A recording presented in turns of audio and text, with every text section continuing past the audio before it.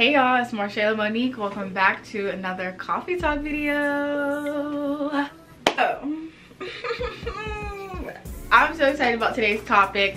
I hope all is well. I also want to say before I even dive into this, like, I just need y'all to know that, like, I don't want to ever come on here and feel like I'm like this super powerful healed person who knows all this information, like everything that I say is right. I want y'all to know that, like, I'm walking in the same shoes as y'all, damn near. Like, I'm in the mix with y'all, I'm in the thick of it with y'all. Like, there are a lot of things that I still have to work on. There are a lot of things that I'm still currently working on, but I just feel like as I'm going through this process, it's a lot more helpful to talk to someone who is walking the same path as you, you know, because it makes me feel like when I have conversations with people who like go through the same things as me, it makes me feel comfortable, almost as if I'm getting a hug and I'm realizing that, like, I'm not the only person going through things. So I really hope that that's like how y'all are taking my messages and not taking them as like, oh my gosh, Marshayla literally knows everything and like she's been through all of this stuff and like she's just perfect, because I'm not.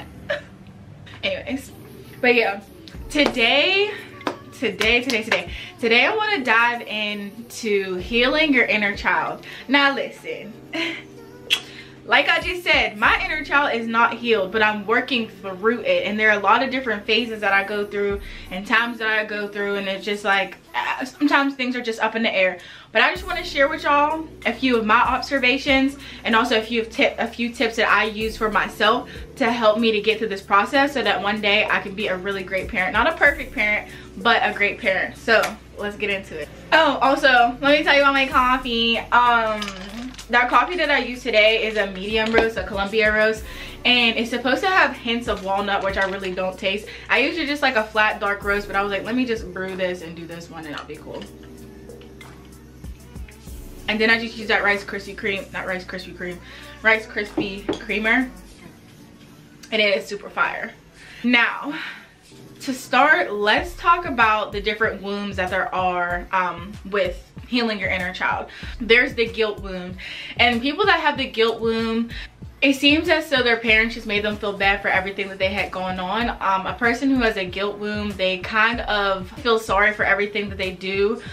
They're the type of person who, like, they don't like to ask for things, and they usually use their guilt to manipulate people, and they also naturally attract themselves to people that make them feel guilty, if that makes sense. The wound that people have as a child is the trust wound.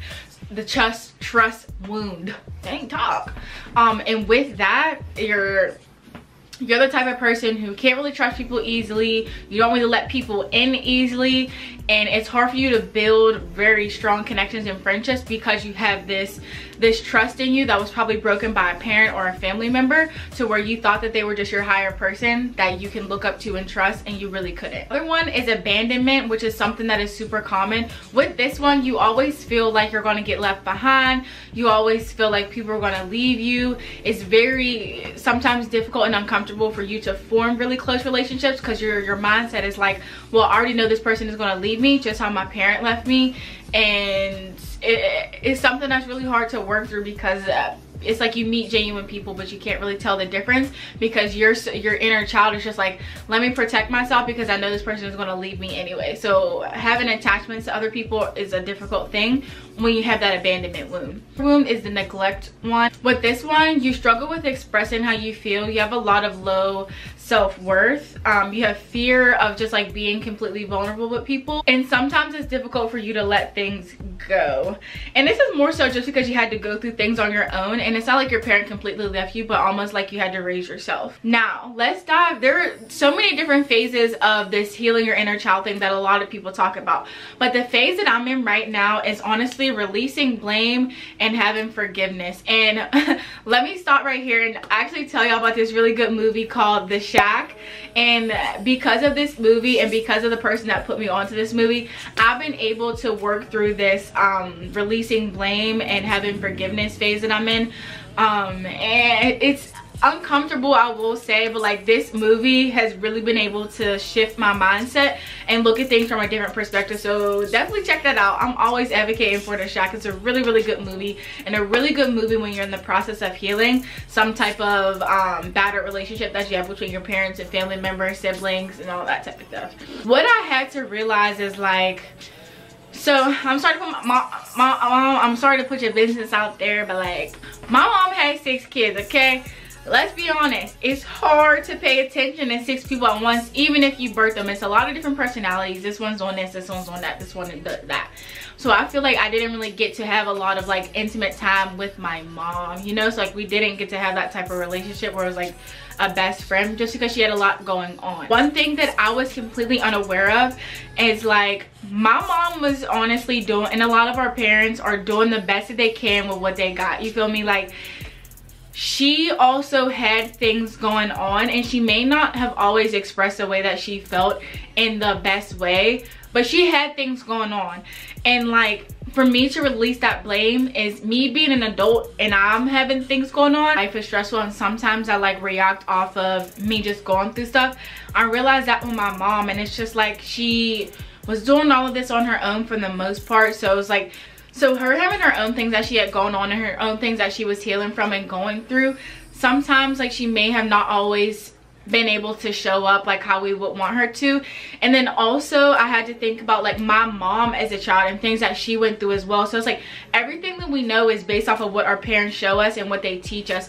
So when I was able to hit that and light that bell, I was like, well, I never thought about the things that she went through as a child, and that's probably why she acts the way that she acts, or she is the way that she is. And I'm not saying that this is a bad thing, but like everything she knows is based off of what her mom showed her. So it was like being a parent and like having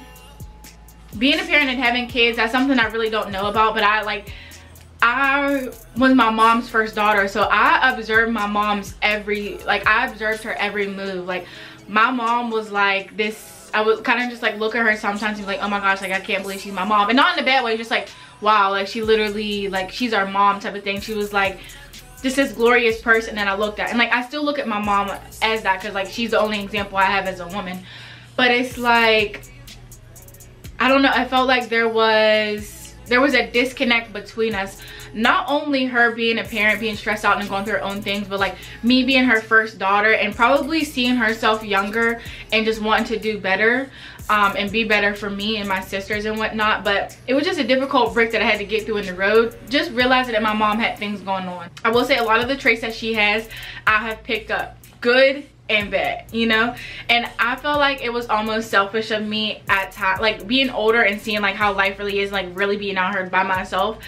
It's almost selfish of me to be mad at my mom sometimes, because like she was literally just going through stuff, and it's like you don't really want to confide in your kids when you're going through stuff, because like you're their mom, you're their parent, and it's almost like you want everything to be painted perfect. But like I feel like if I would have just like known fully like she was going through stuff, I may have been able to like work through that process a little bit differently. But like I understand having that, not having that pride and not really wanting to break down in front of her kids. I'm sure my mom had a lot of moments where she was just like, yo, I really don't know what to do, or just like out of frustration and like letting it out in the wrong way. So it's like me forgiving her for that, and also understanding, and then also walking in the same life that she's walking in. I understand it, so it helps me to come to a place of forgiveness and no hatred towards her at all for things that she may have done, or things that she may have done that I didn't agree with, you know. I just didn't fully understand. Now, one thing I will say is the best way to start working on healing your inner child is talking about it. And if you don't have no one to talk about it, pull out your handy dandy journal. If you don't really like writing, you can also document how you feel out loud and just record it and go back and look at it. I'm not saying you have to post it on social media or anything like that, but like hearing it and getting it out is a relief, because now it's on the forefront and you know what you need to work on and what is actually hurting you. Another thing that I personally do is I talk out loud to my younger self, and I try to nurture my younger self, because if I don't, then it's just going to keep getting brought up and it's going to damage relationships and friendships, etc. So I try to nurture my younger self, and I try to give myself those things that I was yearning for as a kid that I wasn't able to have, if you know what I mean. And one of those things that I really try to do is like hug myself and like be patient with myself and like just be gentle with myself as well. Number one, it's just like giving myself that love that I felt like I didn't really fully receive in the right way. And one main thing that I definitely stand on is I'll never let my inner child die. My inner child is literally the reason why I do YouTube. It's the reason why I give y'all all this wisdom, and it's the reason why I open myself up to y'all. I will never let my inner child die, and I will never forget about my inner child. And my inner child comes out in my day-to-day life when I really don't realize it. It's just like younger Marshayla has finally peaked in her life, and it's a space that I never thought that I would be in. So like Lil Shay is happy, you know what I mean? So it's like, but overall there's still so much work to do, and I feel like I gave y'all a lot of information, but like I said, I'm still walking with y'all. I am walking with y'all. So me talking about your inner child is probably going to be a few videos of different things that I pick up, but I just want to start it out here and let y'all know I'm in the phase of forgiveness and releasing that blame off of my parents, because I'm realizing if I sit here and hold on to this and carry this through my life, whenever I have kids, things may get passed down onto them, and I just don't want that to happen. And that's why, like, I'm 25 and I don't have any kids, because I just feel like I'm not in a space to do so at this very moment. I have a lot of work to do, and I know that I will not be the perfect parent. There is not a perfect parent, but I just want to do things a little bit differently. And it's like I will always appreciate my mom for everything that she did for us. Like, she always held it down, but I want to walk in a different path, and I would like for her to walk in that path with me as well. So I just need to get to a different point to where I can like fully understand. But for now, this is where I'm at with it. But this video is a little bit long, so let's get into the quote of the day. And I think this is a really good one. So this one says, the wound is, I keep saying womb and wound. Anyways, the wound is not my fault, but the healing is my responsibility. The wound is not my fault, but the healing is my responsibility.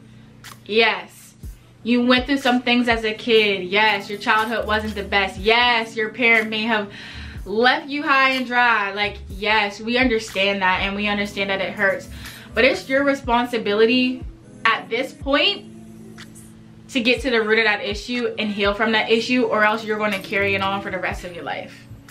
And it's really just that simple. So thank y'all for tuning in to another coffee talk.